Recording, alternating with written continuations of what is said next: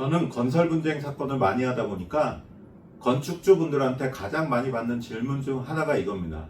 공사가 계속 늦어지는데 제가 뭘 할 수 있나요?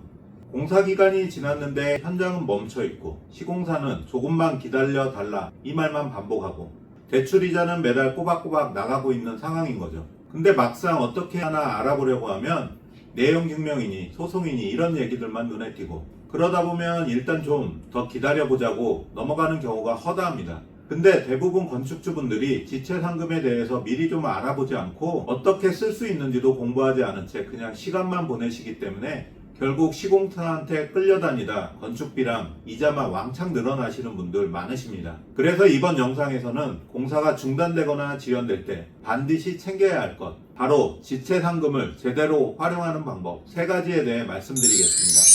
안녕하세요. 건설부동산 전문 법무법인 이해한 대표 변호사 윤서용입니다.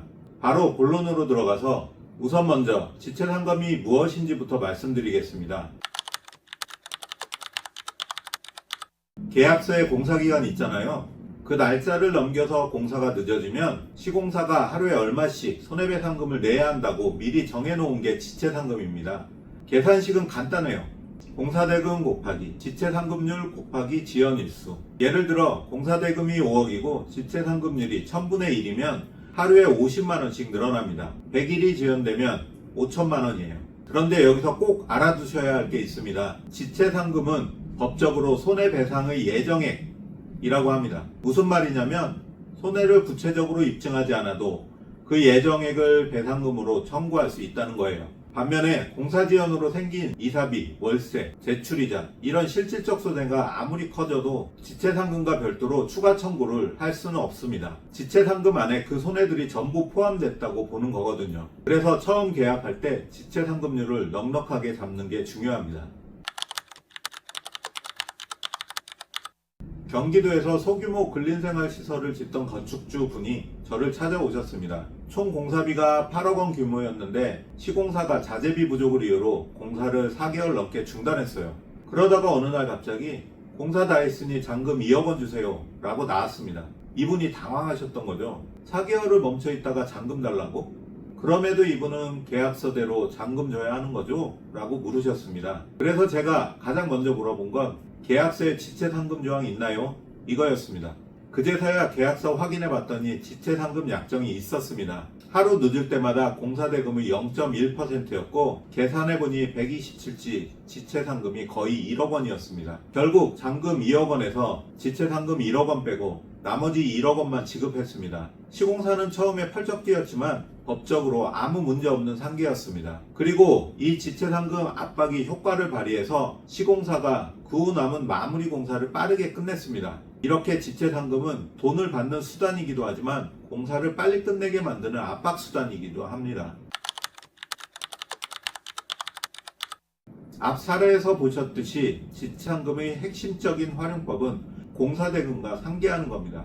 그런데 상계가 뭐냐면 내가 너한테 줄 돈이 있고 너도 나한테 줄 돈이 있으면 같은 금액만큼 서로 퉁쳐서 없애버리는 겁니다. 건축주 입장에서 엄청난 무기입니다. 잔금을 다 져버리고 나서 지체상금 소송을 따로 하면 시간도 돈도 2배로 들게 됩니다.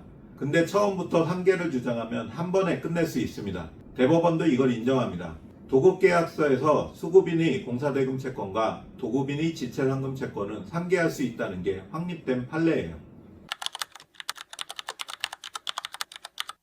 그런데 꼭 피해야 할 함정이 있습니다. 공사가 지연됐을 때 시공사가 꼭 하는 게 있거든요. 기간 연장, 변경계약서 사인해 주세요 라고 가져옵니다. 명목은 다양해요. 사용 승인이랑 하자보수증권 받으려면 기간을 맞춰야 한다. 4대 보험 등록을 하려면 변경계약서가 필요하다. 이런 말들을 합니다. 근데 이거 꼭 알아두세요. 4대 보험 등록이든 준공 절차이든 보험증서 발급이든 이건 변경계약과는 별개의 사안입니다. 시공사 귀책으로 공사가 늦어진 건데 건축주가 반드시 기간 연장 변경 계약서를 써줘야 할 의무는 없습니다. 그런데 아무 생각 없이 도장 찍으면 어떻게 될까요? 기간 연장에 합의한 게 돼버려요. 그러면 지체상금 청구 자체가 어렵습니다. 그래서 만약 행정처리 등으로 변경 계약서를 써줘야 하는 상황이라면 반드시 이 문구를 별도 약정서로 넣어야 합니다. 이 변경 계약은 행정처리 목적에 한하며 공사기간 연장 합의가 아니다. 지체상금 약정은 기존 계약대로 유지한다. 반드시 기억하세요. 지체상금을 제대로 받으려면 세 가지 증거가 핵심입니다.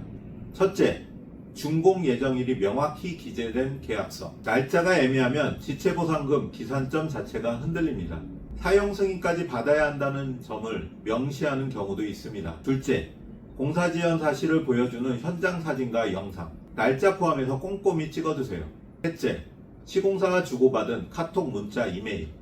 언제까지 끝내겠다는 말이 있으면 더 강력한 증거가 됩니다. 이런 질문들 종종들 하십니다.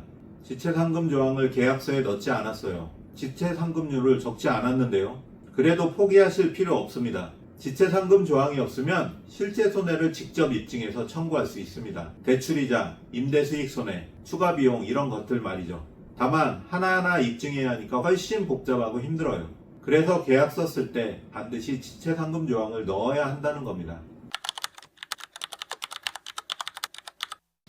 자, 정리하겠습니다. 지체상금은 공사지연을 압박하는 수단이고 손해를 배상받는 무기이고 잔금에서 바로 빼버리는 상계 도구입니다. 이 세 가지를 제대로 활용하면 시공사한테 끌려다니지 않아도 됩니다.